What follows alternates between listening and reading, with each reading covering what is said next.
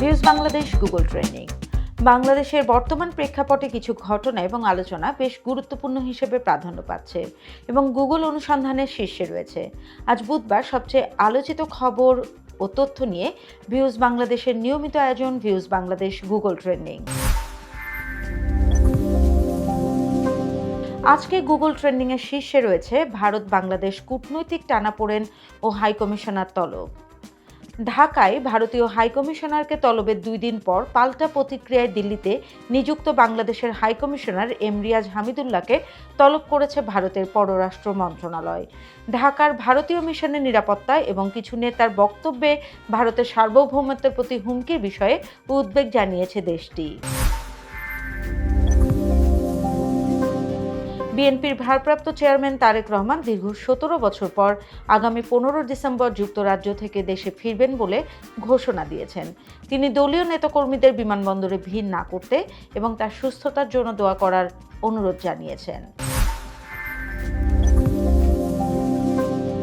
আগামী ত্রয়োদশ জাতীয় সংসদ নির্বাচনে প্রথমবারের মতো প্রবাসীদের ভোটাধিকার নিশ্চিত করা হয়েছে।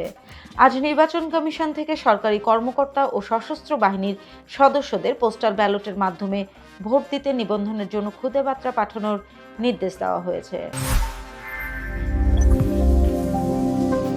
বিজয় দিবস উপলক্ষে জাতির উদ্দেশ্যে দেয়া ভাষণে প্রধান উপদেষ্টা ডক্টর মোহাম্মদ ইউনূস জানিয়েছেন, ফেব্রুয়ারির নির্বাচন গণতন্ত্রের শক্ত ভিত্তি তৈরি করবে।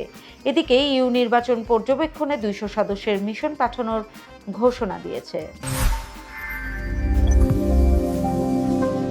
নারায়ণগঞ্জের আলোচিত নেতা ওসমান হাদির ওপর হামলার ঘটনায় মূল অভিযুক্ত ফয়সালের পালিয়ে যাওয়ায় সহযোগিতার অভিযোগে তার বাবা ও মাকে গ্রেপ্তার করেছে র্যাব। ফয়সাল 5 বার গাড়ি বদলে ভারতে পালিয়েছে বলে সন্দেহ করা হচ্ছে। দেশের বাজারে স্বর্ণের দাম আবারও বেড়েছে। ভরি প্রতি 1470 টাকা বাড়িয়ে 22 ক্যারেটের 1 ভরি স্বর্ণের দাম এখন 2,17,000 টাকা ছাড়িয়েছে, যা বাংলাদেশের ইতিহাসের সর্বোচ্চ। এই ছিল আজকের গুগল ট্রেন্ডিং।